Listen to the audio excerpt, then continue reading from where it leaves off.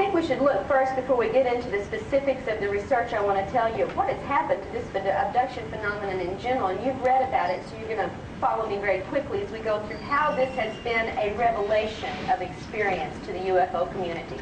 Some of you have been studying UFOs since the 50s or the 60s, maybe some since the 40s. And you were looking at lights in the sky, you were looking at craft on radar. We've had scientists out there trained to measure angles of descent, to test for landing traces, trajectories, to corroborate witnesses. What color were the lights? What shape was the craft? Where did it go? Where did it come from? And scientific equipment of every sort has been focused on the UFO phenomenon for 50 years. And many groups like MUFON and others claim that the scientific approach is the only approach we should use, and it's the only way we're going to get answers. And my friends, I can challenge every one of them, and I have to their faces, to tell me after 50 years of scientific investigation, have you learned who these creatures are, where they come from, or why they're here? Is there anyone who has learned this with the scientific approach that you know of? MUFON itself has not been able to give me one reply. I spoke at the MUFON International Symposium this summer, and I made the same challenge, and all I got was silence. Science is not going to penetrate this. It is not capable, as it is now, to penetrate what is going on, because this is above the three-dimensional scientific paradigm that science holds on to as if it were a holy crusade to not move past it. And we have to move past it if we're going to make any headway. The UFO community resisted the abduction reports more vigorously than anyone in the beginning. Did you know that? Yeah. Remember the first few reports? This can't be. Yes, people can see craft, but certainly they're not seeing anybody in them. They're obviously empty. There's nobody flying them. And if anyone claimed to have actually seen an alien or had an encounter, they were immediately written off by the UFO community as being crackpots and loonies. Nobody has encounters. They resisted vigorously. And then, pushed by evidence as case after case began to come forward, grumblingly, the UFO community said, okay, maybe there is somebody in those ships. Okay, maybe occasionally one of them might get out of the ship. Maybe every now and then some random witness might accidentally see one of these little creatures out taking soil samples, or picking some flowers, or gathering some water from the reservoir, but no, it's not a common event. Even Bud Hopkins, as recently as the early 1980s, was saying, all right, people may be getting abducted at some point, but it only happens once. It's that random and rare. There was no idea, even among the leading researcher in the field, that it was a recurrent situation. He would accept one report, but if the person said they came back, he'd say out of the office. Because that was where the research stood. It was conservative, it was resistant to change, and Bud is the first to admit he was pushed to change by the evidence, and he waited until it was overwhelming before he would change. There are some people who have been forced to change much faster, Miss Bartlett being one of these, because of living in the center of an invasion area during the mid-80s when things changed, and we're going to talk about when things changed and why they changed.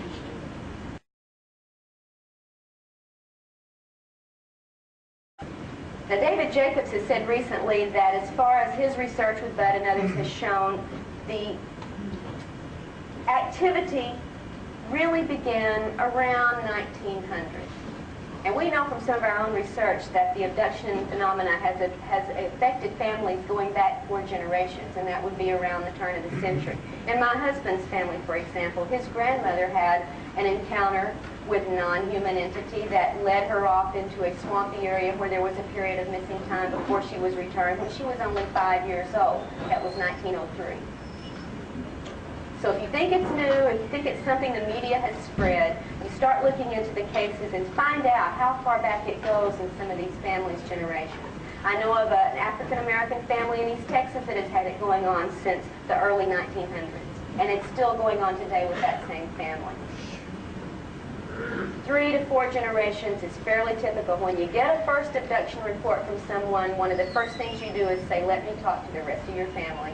And 9 times out of 10, other experiences with other family members are going to emerge if you do a thorough investigation.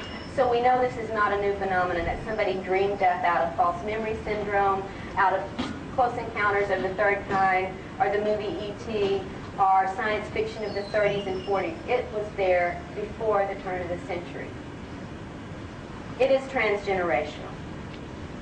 And all the way back to UFO sightings, although they didn't call them UFOs then, missing time episodes, non-human entities, balls of light outside of the house, balls of light in the house, and screened episodes that are very familiar from the most modern reports we've got today. This goes back at least that far.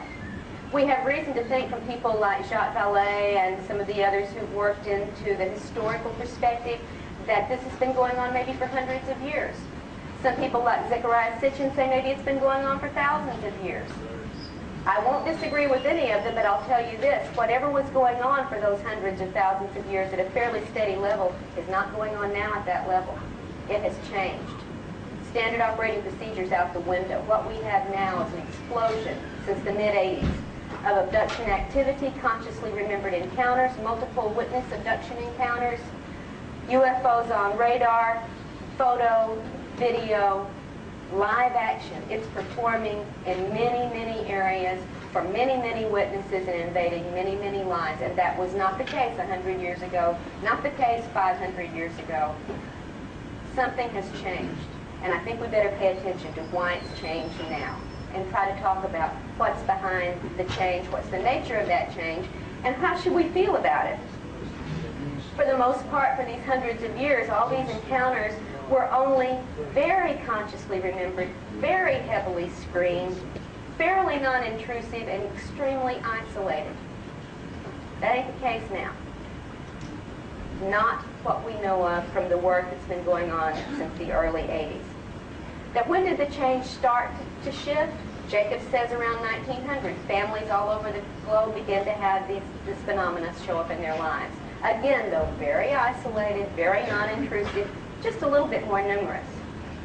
But since the 1940s, you know what's happened, right?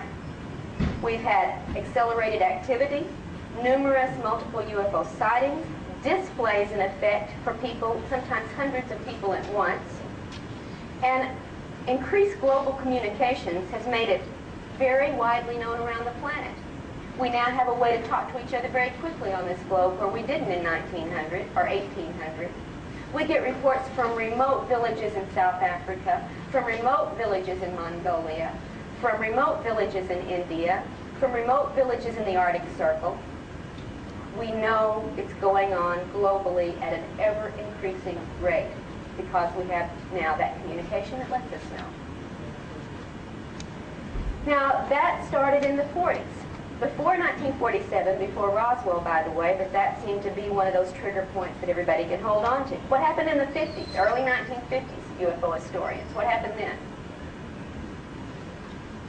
Contactee cases.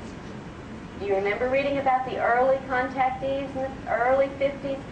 Beautiful, human-looking aliens were coming down from Venus and from Mars and from Mercury, and they were having wonderful contacts with humans saying, you're special, you're chosen, we have a mission for you, you're going to tell people about us, you're going to be one of those who takes the lead. All right? And these people believed it, of course. And they proclaimed to the world, my friends, the Space Brothers are down here, they've given me a message for humanity, you must listen, you must follow. Here's the prediction they're making, it's gonna happen. And time after time after time, these believing, well-intentioned contactees were led to make utter fools of themselves, acting on the predictions of aliens who then cut them and left them to hang on their own. Now, we didn't have abduction reports, we had wonderful contact encounters. That's what went on in the 50s that you knew about. You might have heard one or two other little incidents that weren't quite so wonderful, like the Kelly Hopkinsville siege of the farm, where creatures who came onto the property provoked gunfire response from the family under siege. This was not a wonderful Space Brother encounter. You might have heard about that. Or you might have heard about in 1957 down in South America, the young farmer who was taken aboard the craft and forced to have sex with someone who couldn't communicate to him very well. Yes, Antonio Villas-Boas had this encounter. Wasn't a wonderful space brother message given to him. In fact, they didn't even use telepathy with him. They used sign language. They pointed to the belly, they pointed to the stars, and they took off. So even the aliens had to come up to speed, if you will. Yeah, that's right. All right? That was in the 50s. Okay, all right. And normally, these space brothers identified themselves as coming from somewhere familiar. The moon, Venus, Mars, Jupiter. At that point, they weren't yet up to telling us that they were from the planet Banlon. That comes later. And these contacts all seemed positive and friendly for the most part, except for those couple of little isolated cases I mentioned, and there were some others you probably never heard about that are there in the obscure literature if you care to look. Now, from the mid-50s to the mid-60s, what happened? That's when we started getting the real, quote-unquote, abduction reports. After Villas-Boas, then we had Betty and Barney Hill. All right, and this one made the news. Somebody, for some reason, tended to give a little credibility. Even Life magazine in 1966 in October covered their story and treated it fairly straightforwardly. And then, as Barbara mentioned, we had, Lonnie Zamora in '64, the officer in New Mexico, saw the landed craft, saw the creatures by the craft, was given some credibility before the debunkers, of course, jump in and do their thing. Travis Walton in '75. All right, isolated, rare cases that the UFO community was grudgingly willing to accept as, yeah, these might have happened. Little did they know it was happening down the street, across the street, next door. And little did we who it was happening to know this either, because it was kept suppressed, it was kept screened, and we were kept very, very confused about what was going on. I've had conscious encounters since the age of 5. Until 1988, I had no context that told me what this all meant. I didn't know what these things were. I just knew they happened. And many people whose trigger went off in the mid-80s will tell you the same thing. Yes, there was something in my room at 3 years old. Yes, there was something when I was 12 years old. I didn't know what it was. I thought it was an angel. I thought it was a ghost. I thought it was my child's imagination. We had them going on, these events, and we didn't know what they were. But by the late 1970s and the early 1980s, that's when the trigger went off. Great numbers of people began to remember their abductions, not only that were going on now, but that had been going on all their lives. And then the debunkers had a field day saying, who's putting these ideas in these people's heads? If you had it at 5 years old, why didn't you remember it and tell somebody about it? Well, I can here to tell you, as one of the many people who did remember and who did tell their parents about it, we were told, honey, it's just a dream. Nobody believed us, and they had no reason to. And so we quit believing in ourselves. We became self-doubting because we were having experiences that nobody, including us, could accept as real.